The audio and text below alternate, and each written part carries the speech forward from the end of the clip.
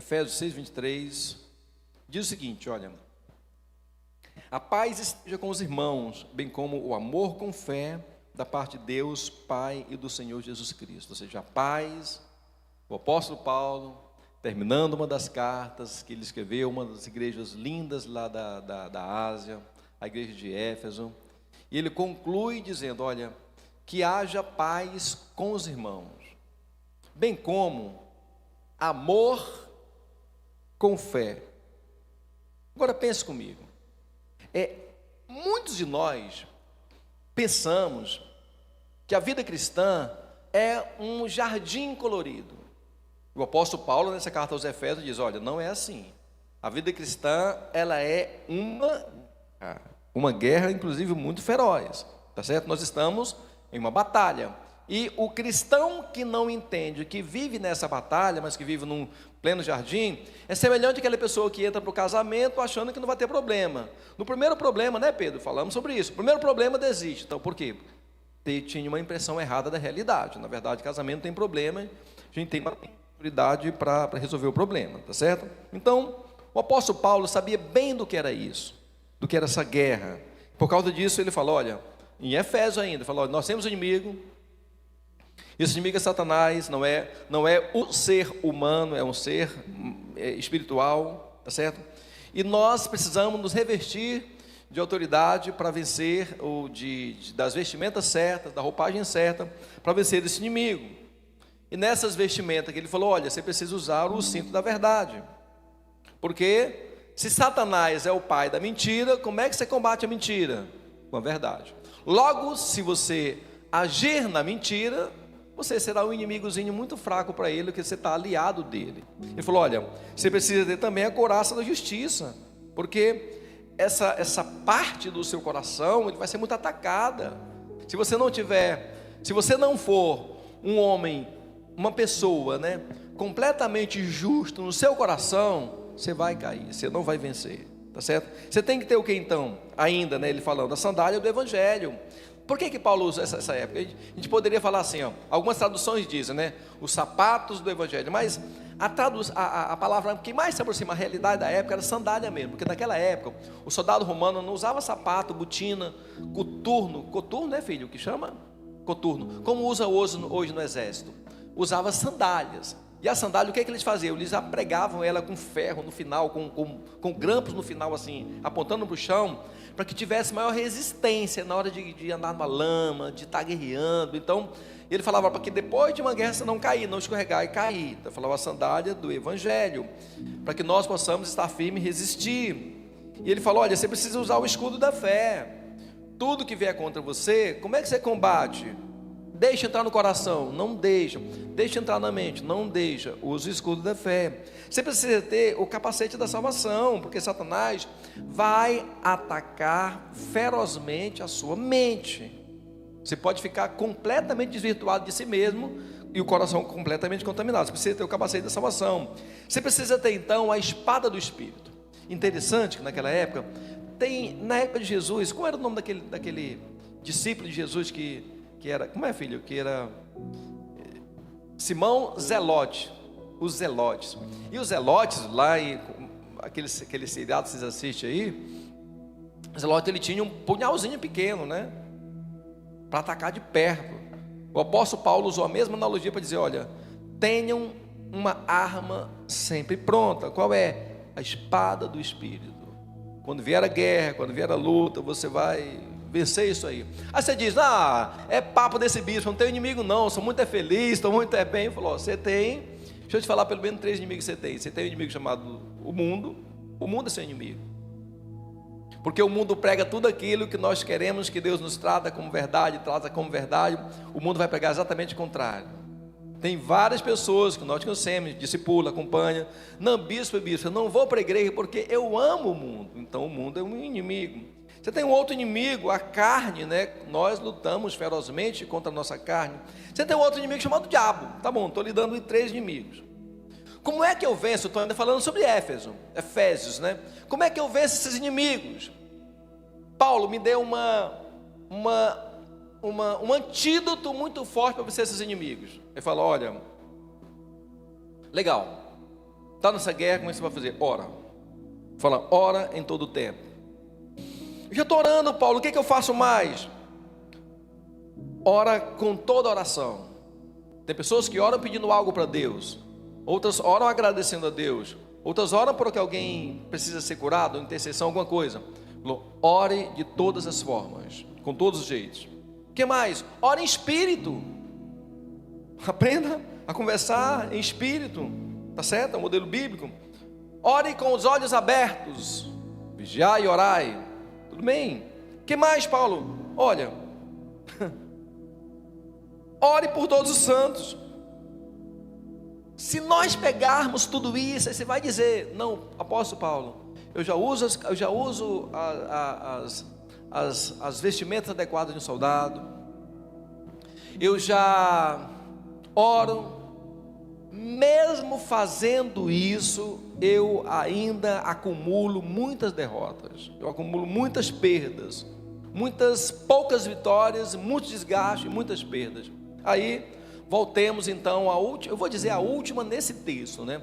A última instrução que o apóstolo Paulo nos dá para que nós vençamos. Versículo 23, agora a gente já pode ler com maior propriedade de entendimento. Versículo 23. E a paz seja com os irmãos, bem como o amor com fé.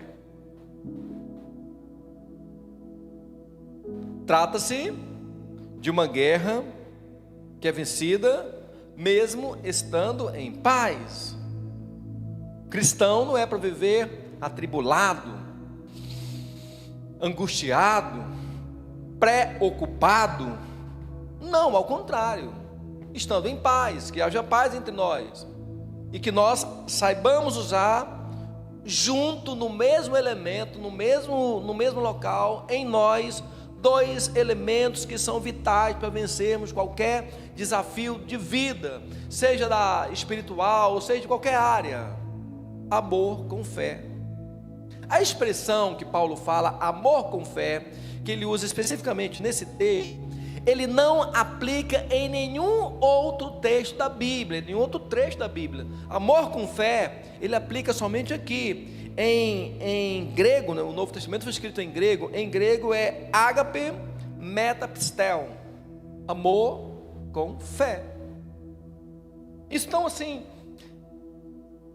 é uma forma poderosa de nós, tipo assim, como uma cartada final contra o inimigo, dizer, igual Davi falou, você vem contra mim, com espada e com lança, eu vou contra você em nome do Senhor, com amor pelo que eu tenho ao meu Deus, e com fé, porque hoje mesmo a tua cabeça vai ser cortada e dada aos inimigos.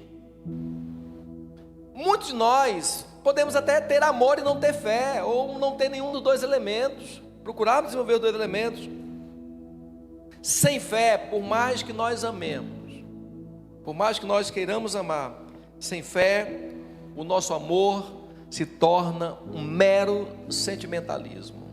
Por quê? Porque não tem fé, mas tem interesse próprio, tem cansaço, tá certo?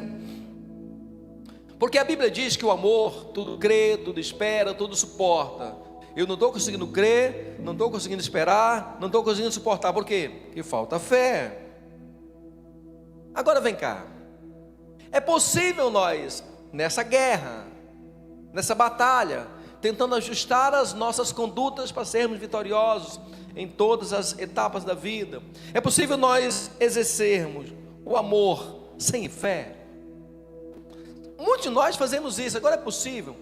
Amor sem fé é sentimentalismo. Se transforma em algo que falta sustentabilidade, que falta profundidade, não tem como incorporar, não tem como eu amo, mas eu não tenho fé. Eu quero progredir, mas eu não tenho fé. É um exemplo bem prático dessas coisas. Por exemplo, aquela pessoa que tem um ente querido em casa, adoecido, precisando de um tratamento, e ele tem muitas condições para pegar aquele ente para tratar. É um ato de amor. Ele entende que somente o amor dele curaria aquela pessoa, Mas na verdade, para trazer uma cura naquele processo, precisa de fé. Ele não tem fé, ele faz o que o amor permite, e é legal, mas não alcança o objetivo. Quando nós temos amor e não temos fé, nós temos uma ausência da verdade, do realismo, porque a fé, o amor sem fé, ele ignora verdades difíceis, como falhas humanas e necessidade de ajustes. Eu amo, mas eu não tenho fé para aceitar que a pessoa vai mudar. Eu não tenho fé para entender que ela vai mudar. Existe uma ausência completa de realismo, verdade, não tem. Falta de ação e compromisso prático, porque o sentimentalismo é um amor sem obras. Declara que vive algo, mas não tem fé para executar algo. O apóstolo Paulo encerra a carta aos Efésios dizendo exatamente isso: olha, e o amor que vocês sentem precisa ser carregado com fé. Falta, assim, quando nós temos amor e não temos fé, nós corremos um risco enorme de sermos hipócritas ou mesmo enganar alguém, porque nós dizemos que amamos, falamos que amamos, mas não temos fé para apresentar uma mudança de vida para aquela pessoa. Ontem eu tive a alegria de conhecer ontem a mãe do evangelista Samuel. Me lembra o nome dela, filho, por favor? Isso, Dagmar. Pessoa muito gentil. E ela falou, conversando comigo, ele falou: bispo, a igreja mudou Samuel. Eu falei, bem, não foi isso não. Não foi isso não. Foi Jesus, claro, assim, tomando o exemplo de Samuel, entrou num local que tem amor, muito acolhido. Eu falei, seu filho é muito amado entre nós. Entrou num local que tem amor, mas somente o amor não seria o suficiente para mudá-lo. Foi preciso muita fé, muito trabalho e persistência dele para estar aqui hoje. E eu soube até ontem, Samuelzinho, que o nome do Samuel da Jéssica é Samuel por causa de você. Que vida pequena, meu Deus. Já tem até sobrinho andando por aí. Então, o que é isso? Amor com fé, tá certo? Então, quando nós temos amor e não temos fé, nós temos uma desconexão com o divino, porque amor sem fé não reflete o amor de Deus, que é eterno, que é ativo. Torna o seu amor humano e limitado, mero sentimentalismo sem transcendência. Amor sem fé. Vamos lá para o outro lado, já vamos encerrar para nós ceiarmos. Nós podemos ter fé sem amor? Podemos ter amor sem fé? Acredito que não, nós não guerreamos, não vencemos. Podemos ter fé sem amor? A fé sem amor não é um sentimentalismo, é um pragmatismo. Porque o pragmatismo, ele é visto como frio, calculista, hipócrita, ignora o coração humano, prioriza regras, deveres, obrigações. Você tem fé, você crê, mas você não tem amor para conquistar nada. Servir a Deus, e nós estamos no momento agora da igreja em que muitas pessoas estão sendo convidadas a servirem. Qual é a sua habilidade? Você vai servir nessa habilidade, e está tendo muito resultado bom. Pessoas que antes não estavam servindo, agora estão servindo, e o resultado tem sido maravilhoso, esplêndido, tá certo? Então, mas é claro que servir não pode ser algo apenas feito porque alguém chamou, não. Quando nós temos amor, fé sem amor, nós temos o que? Falta de compaixão, de relacionamento, porque sem amor, a fé se torna uma obediência mecânica, legalista, ruim. Nós temos ausência completa de transformação e alegria, porque fé sem amor ela é utilitária, visando resultados como salvação, como religião, como vir ao culto, como prestar um serviço, mas sem amor não dá certo. Nós corremos um risco muito grande de legalismo, porque nós nos tornamos os crentes mais crentes que alguém pode ter na vida, porque você tem fé mais que toda pessoa, mas não tem amor. Tem também uma completa desconexão com o divino, porque a fé sem amor falha em refletir o amor de Deus. E você pode ampliar essa ideia para muitas coisas.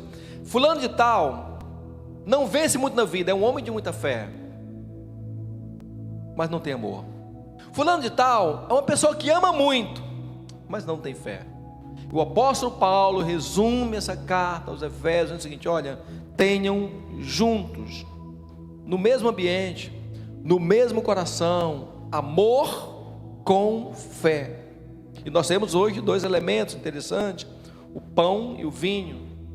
Podemos dizer que estaremos nos alimentando de amor com fé, o sacrifício de Jesus por nós. Então, como vencer exercendo amor com fé? Como você vencer? Você pode até dizer que você não vence, e eu estou te falando, repetindo para você o que o apóstolo Paulo disse, se você juntar, e eu tenho experiência própria nisso, o amor com fé, o uso das armaduras, o uso da oração e muitos outros elementos que você pode usar, se tornam mais leves, tem mais sentido e o resultado é mais efetivo. Fulano ama, mas fulano é um homem de fé, é uma pessoa de fé. Então, junte os dois, junte fé ao seu amor e vença o ódio, como aquele primeiro homem, o primeiro mártir da história do cristianismo, chamado Estevão. Muita fé, muito amor. Estevão, estão te matando, eis que vejo os céus abertos. Não me interessa quem fez isso. Se Estevão tivesse posicionado de maneira diferente, eu acredito que aquele outro homem que levantaria na sequência, o Shaul, que é o apóstolo Paulo, não seria levantado.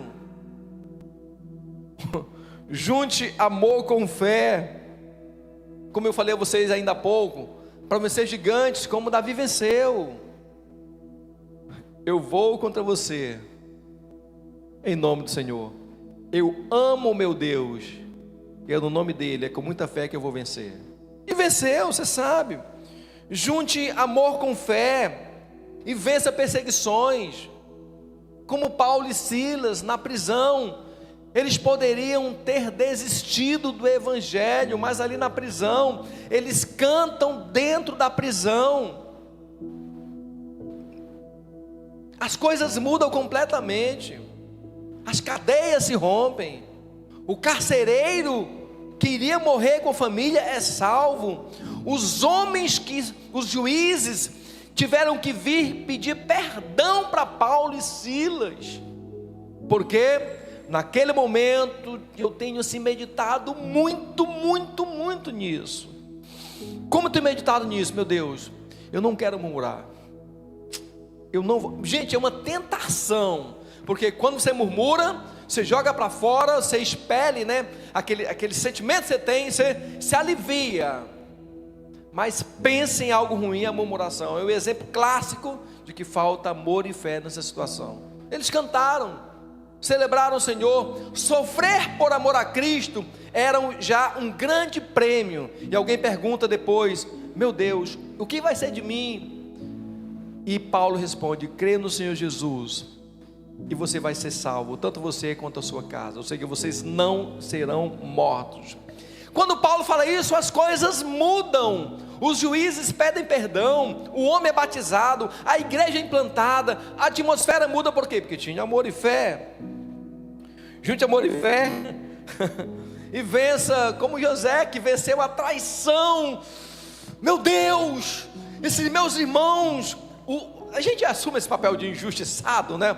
Às vezes é bom nós sermos os injustiçados. Eu estava conversando com um colega, ele dizendo: olha, eu estava ouvindo as irmãs da igreja falando, eu fiquei, meu Deus, eu quero. Uma dizia: eu estou passando por uma prova, meu Deus, porque você não sabe da minha. A minha, aí contava outra pior, e alguém dizia: não, a minha que é pior. Era a concorrência para saber quem estava passando pela pior prova. Misericórdia. José poderia ter assumido esse vitimalismo. Não, meu Deus, foi a vida, foi a situação. Não. Quando chegou a hora de dar um retorno, uma palavra final, ele disse: olha, não foram vocês que me entregaram para Faraó, foi Deus que de antemão me enviou, para que quando chegasse esse momento, vocês tivessem socorro. Deus me enviou antecipadamente, e toda a casa de Israel foi salva, diante de uma situação em que era para ter tido muito ódio, e não teve. Contrário. Junte amor e fé. como Jesus ali na cruz do Calvário, e é um exemplo master para nós. Alguém chega e diz: se você fosse o filho de Deus, se você fosse filho de Deus, se você fosse o filho de Deus, desceria da cruz, chamaria os anjos. Eu creio que você não é nada, você é um morto qualquer. Jesus naquele momento, juntando amor e fé, o pregador até diz, né? E o pai o abandonou. Não, na verdade não é isso. Naquele momento assim, é uma técnica que eu uso. Naquele momento de muita dor, ele para com muita dor e canta o Salmo 22. E no Salmo 22 diz que Deus nunca abandona os seus. Deus, eu estou aqui nesse momento, mas eu te amo, porque uma obra está sendo completada. Obrigado por ter me escolhido. Eu digo sim, eu disse sim antes de vir, digo sim agora na cruz. Aliás, eu disse sim antes, agora somente eu posso falar tetelestai, está consumado. Por quê? Porque tinha amor e fé, curou muitas pessoas, virou para o homem do lado e falou: pai, ele não sabe o que está fazendo, perdoa ele. Hoje mesmo a gente vai estar junto no paraíso. Quando encontrou com Maria, com os demais discípulos, meu Deus, eu fico pensando e olhando a cena, e lendo de novo, e vendo de novo. É muito amor, é muita fé. Junte amor e fé para vencer.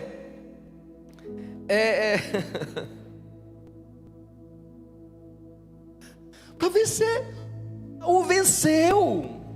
Esaú, quando se encontrou com Jacó, não o matou como Jacó pensava. Esaú pegou aquele irmão que diz ter traído ele, fugitivo por 20 anos, que abandonou o papai e mamãe, desapareceu. A Bíblia diz que Esaú o abraçou e o beijou. Fez isso com quem era seu inimigo. Você não é meu inimigo. O que passou, passou. Eu imagino Jacó, ele vinha aprisionado com aquele medo. Jacó não seria um libertador que ele foi, se não tivesse recebido o beijo do seu irmão, dizendo: eu te perdoo. Você quer ir comigo? Eu vou te protegendo. Vamos comigo. Jacó, aliviado, falou: meu irmão, pode ir na frente. Eu vou ao passo das ovelhas e das crianças. E logo na sequência que Jacó passou por aquela cena, Jacó teve aquela experiência lá no Val de Jaboque. Senhor, eu já fui perdoado pelo meu irmão. O Senhor me deu uma promessa, eu cheguei aqui de volta. O Senhor falou comigo ali. Olha como isso é forte, quando você faz algo e reflete para você mesmo. E Jacó fala: Deus, agora me muda. Eu não quero mais continuar sendo, porque o peso que eu tinha era o peso de Esaú. Esaú já me perdoou. E Deus, a Bíblia fala, olha, a gente demora a entender as coisas. Você lutou com Deus e com os anjos e o venceu. Eu leio no texto e vejo ele lutando com o anjo. Aliás, com o homem, com Deus, e venceu. Como é que ele venceu o homem? Quando ele se encontrou com Esaú. E muitos de nós falhamos nesse negócio de vencer com os homens. Queremos vencer as guerras com Deus, esquecemos de vencer com os homens, é necessário. Junte fé ao seu amor e vença o gigante do vício, da pornografia, de qualquer coisa que venha. Como foi Raabe. Ela era prostituta, era má, afamada, não era valorizada, era um vício que ela carregava. Quando ela soube que o Deus de Israel estava agindo, ela falou: eu quero uma aliança com esse Deus e a minha vida será completamente mudada. E foi mudada. E muitos outros exemplos na Bíblia. Você pode pegar vários exemplos, onde para aquela pessoa vencer, ele já era um homem de fé, usava o capacete, usava a espada, orava, mesmo assim era um derrotado. E você vai ter exemplo de pessoas que oravam, que jejuavam, que faziam sacrifícios a Deus, e mesmo assim terminaram a vida completamente derrotados. Se faz uma relação dessas pessoas, o que tem de diferente de uma para outra, dos que venceram para os que não venceram? Os que venceram, todos eles, o apóstolo Paulo era um homem de muita revelação, carregavam junto no mesmo recipiente, no mesmo coração, amor com fé. Toda vez que o ódio ou o rancor subir no peito, falar mais alto, querer dominar o seu coração, é hora de você dar uma resposta positiva, dizer: Senhor, eu te amo mais do que a dor que essa pessoa está me provocando. Pela fé no Senhor, eu declaro que o Senhor já venceu isso na cruz do Calvário. Foi chata a situação, não é por causa dele ou dela, é por causa do Senhor. Quando alguém caluniar, trair, magoar, defraudar, não deixe para amanhã, porque o apóstolo, gente, leiam, releiam, leiam outra vez, 10 vezes, não é pouco, por dia. O apóstolo Paulo falou: olha, não se ponha o sol sobre a vossa ira. Que ira! Controla, não vai vir um anjo para tirar essa ira, é você que tem que tirar ela. Ainda hoje mesmo, manda um WhatsApp para ela: pai, eu te perdoo, cara, de verdade. Não só te perdoo, como eu estou orando por você. Eu quero que você se dê bem. Fala o seguinte: você me defraudou em 1.000, eu estou te mandando um pix de mais 1.000 para você. Toma, Deus te abençoe. Não tem como esse inimigo crescer nessa situação. Porque aquela pessoa me matou, me magoou. Você só tem a perder. Somente a perder. Escolha a pessoa que mais te irrita.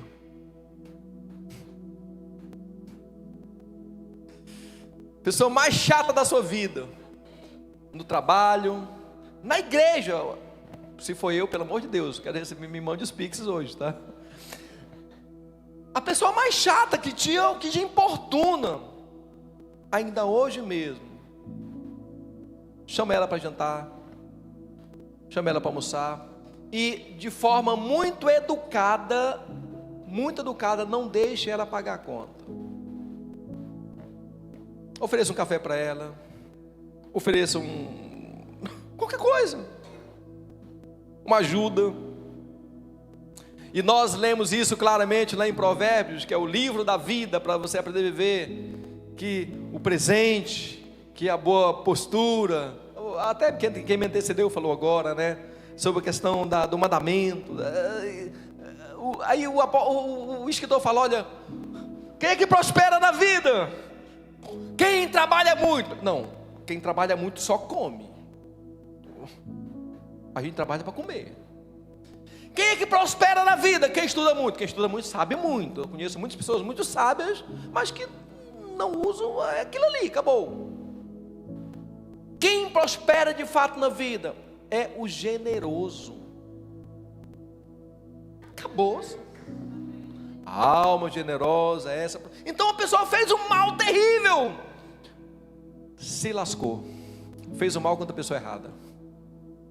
Eu vou prosperar, era a chance que eu estava querendo. Essa é verdade. É verdade mesmo. Quando vier a tentação sexual, um vício, qualquer coisa, como é que você faz? De maneira muito simples: eu amo Jesus mais do que esse prazer.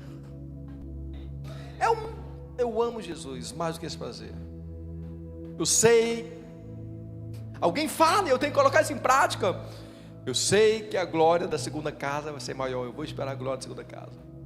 Eu sei que quem vence na vida é quem segura, quem espera. Eu vou me guardar. Eu sei que, gente, isso é amor e fé colocado em prática. Você vai vencer.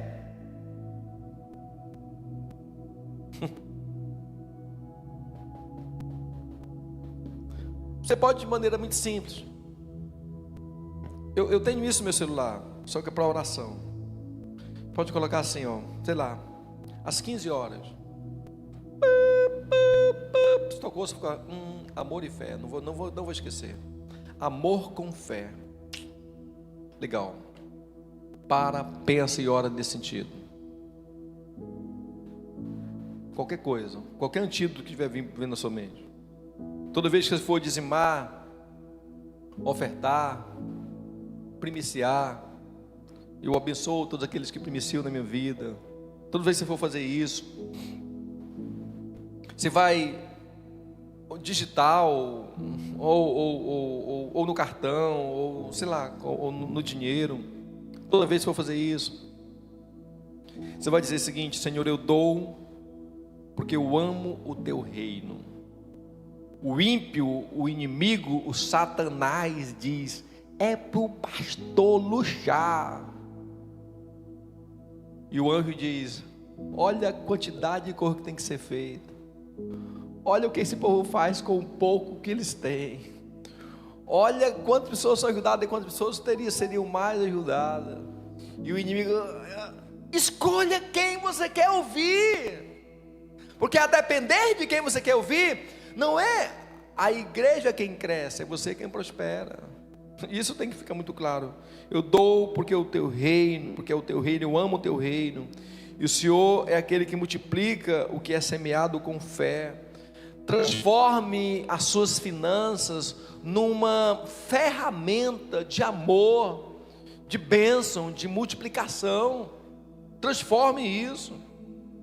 Quando bater o medo, a ansiedade, aquele coisa fria no seu coração, algumas pessoas que têm algum tipo de toque ou pensamentos ruins, invasivos, qual é a técnica mais simples que você tem para ela? São duas, vou passar a primeira mais simples, depois a outra mais completa. Mais simples, quando vier aquela, cante uma música de Deus.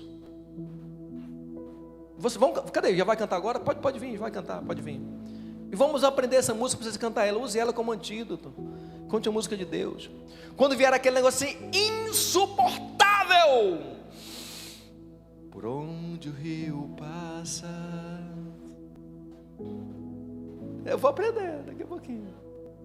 Vocês sabem? Coloca a letra para nós, por favor. Vamos cantar juntos. Já vamos orar. Você cante uma música de Deus.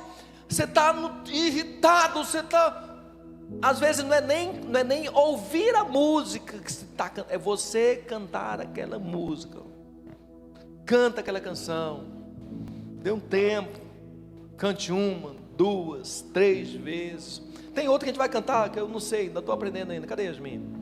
Ela vai vir para cá. Uma canção que a gente vai cantar agora. Muito legal. Quando vier essas coisas, essa é a dica mais, é a segunda dica. A primeira dica, que muda completamente.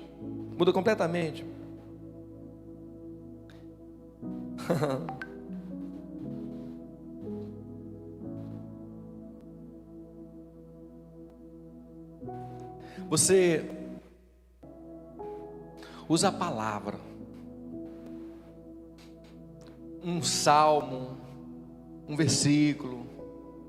Aconteceu algo ruim na sua vida, péssimo, que meu Deus, faliu, acabou. Todas as coisas contribuem, cooperam conjuntamente para o bem daqueles que amam a Deus, daqueles que são chamados segundo o seu propósito. Eu vou passar por essa guerra. Todas as coisas cooperam juntamente, trabalham juntamente para o meu bem. Isso. Deus, coloca para mim, filho, 8:28. Romanos 8:28, enquanto o pessoal prepara aqui. Romanos 8:28. Todas as coisas trabalham conjuntamente, cooperam conjuntamente. Era chato, eu não sabia. Amor com fé. Estamos certos de que Deus age em todas as coisas com o fim de beneficiar todos que o amam, dos que foram chamados conforme o seu plano. Opa! Eu vou falar na primeira pessoa agora, quando vier aquela luta, aquele eu não venci. É o mais poderoso. Eu estou certo de que Deus age em todas as coisas com o fim de me beneficiar, porque eu o amo e eu fui chamado conforme o seu plano. Eu estou inserido num plano, num projeto. Eu fui chamado segundo o seu plano. Então, qualquer arma que for usada do inimigo contra mim, usando amor com fé em prática, não vai prevalecer. Por quê? Porque eu estou certo que Deus age em todas as coisas com o fim de me beneficiar. Não é beneficiar os outros, não. É a mim. Prova estou passando. Estou cumprindo o seu plano. Use o texto da Bíblia que você gosta. E agora, para nós encerrarmos, a gente já pode ler então. A gente vai aprender a técnica da música, tá legal? Tá pronta? Essa da técnica da música a gente vai aprender juntos aqui.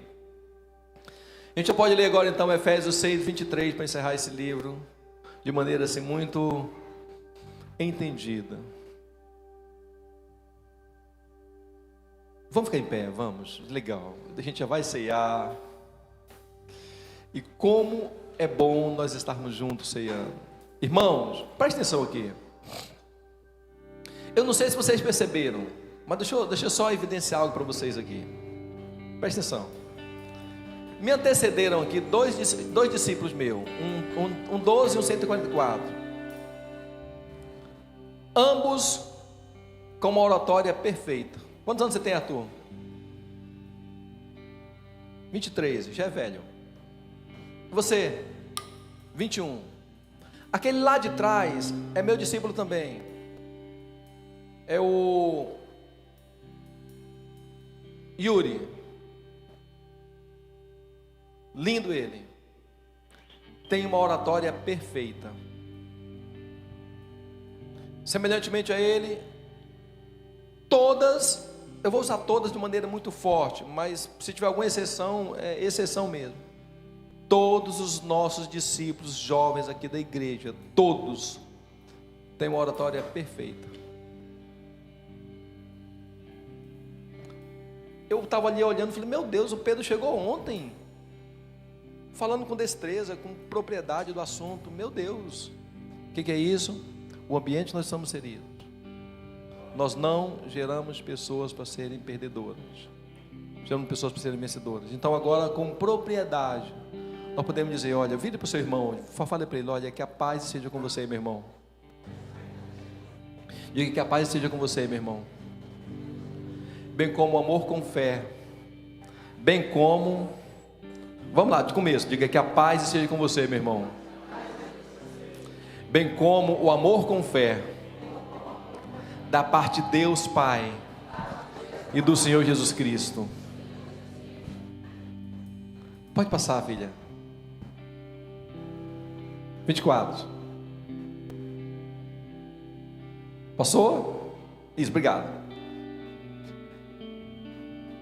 Agora, só para não perder o ritmo, porque quando você passar, passa rápido, só para a gente não perder o ritmo, tá, filha? Volta 23 de novo. Vamos repetir, é ensaio. Tudo que está fazendo aqui na terra é ensaio. Vamos lá. Agora de frente mesmo, cadê? Ei, vem cá, Florzinha. Isso. Diga assim: que a paz seja com você, meu irmão. Bem como o amor com fé, da parte de Deus, nosso Pai, e do Senhor Jesus Cristo.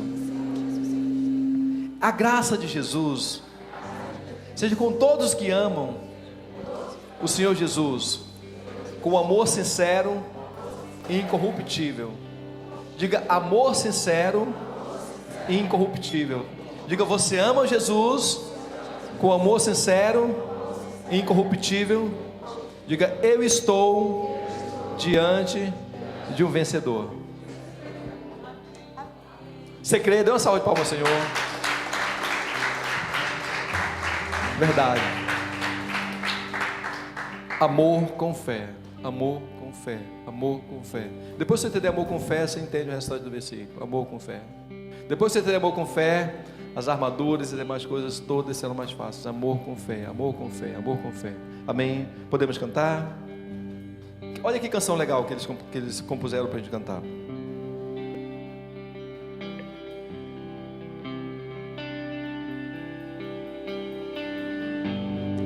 Eu saio do esconderijo,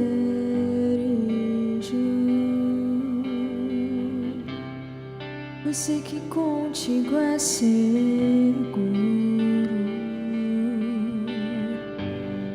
És o remédio que eu preciso. Tens o amor que cura tudo. Rasgou o véu para eu me achegar.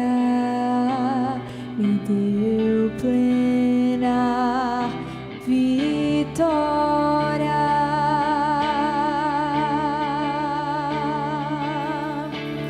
Os meus olhos volto a ti, me abraças, me toma por inteiro,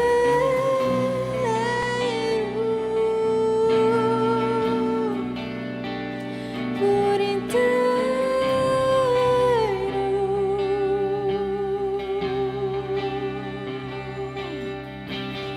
E no vale me encontras e me lavas,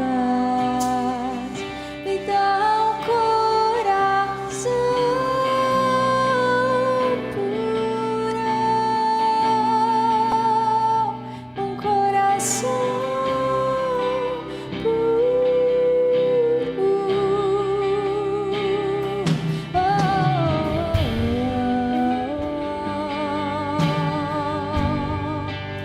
Sim, Jesus.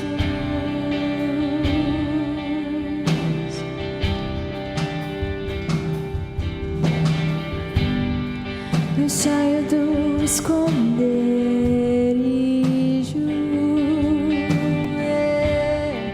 eu sei que contigo é seguro. Tu és o remédio que eu preciso.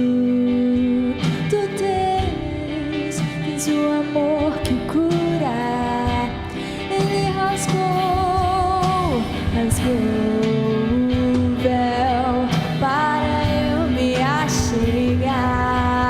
Me deu plena vitória.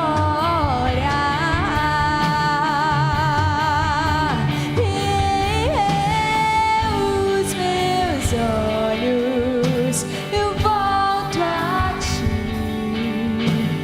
me abraças, me toma por inteiro,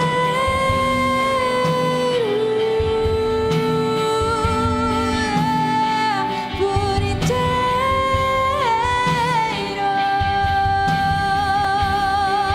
E no vale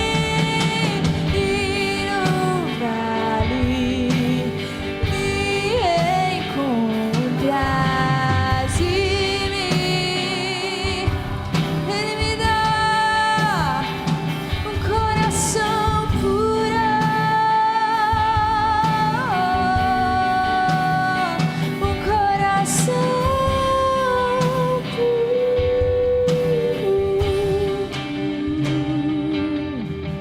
Agora eu tenho paz, enxuga as minhas lágrimas e uma coroa me traz.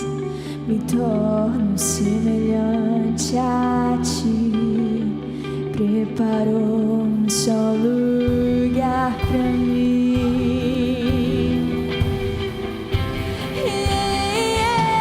Agora eu tenho paz dele, enxuga as minhas lágrimas e uma coroa me traz. Me torno semelhante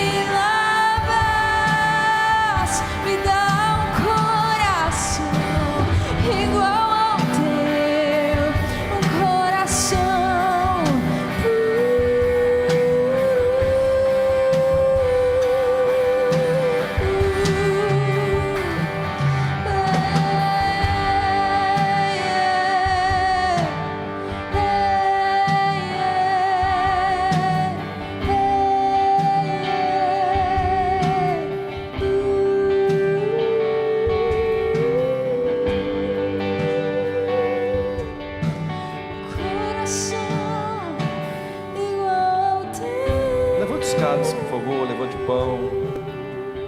Vamos orar, vamos. Amém, David? Amém. Pai, nós abençoamos aqui a tua igreja, o teu povo, em mais uma noite memorável em que nós sentamos à mesa para ceiarmos contigo, em que nós lembramos do teu sacrifício por nós, Jesus, e nós damos a resposta positiva aos céus. Obrigado pelo sangue vertido na cruz do Calvário. Obrigado porque simbolicamente nós podemos dizer nesse momento que estamos juntando dentro de nós amor com fé. É o teu amor por nós e a fé que nós temos em ti, o amor que nós temos por ti e a fé que o Senhor tem em nós. Obrigado por esse momento tão lindo em que nós nos juntamos como igreja, meu Pai. Em nome de Jesus, em nome de